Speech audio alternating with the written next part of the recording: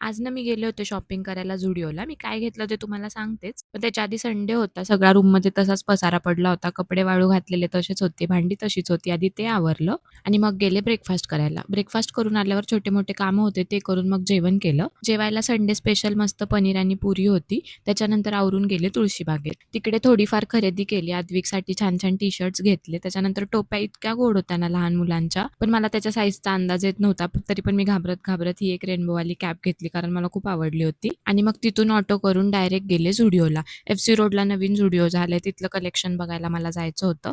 एवढे कपडे मी ट्राय केले, पण मला तेवढं काही आवडलंच नाही. त्याच्यामुळे मी काही घेतलं पण नाही आणि हे इतकं क्यूट मोमेंट होतं. मी तुम्हाला दाखवण्यासाठी कॅप्चर केला. त्याच्यानंतर माझे फ्रेंड्स आले होते कारण आज आमची होती चिकन पार्टी. आज बऱ्याच दिवसांनी आम्ही सगळे सोबत जेवायला गेलो होतो.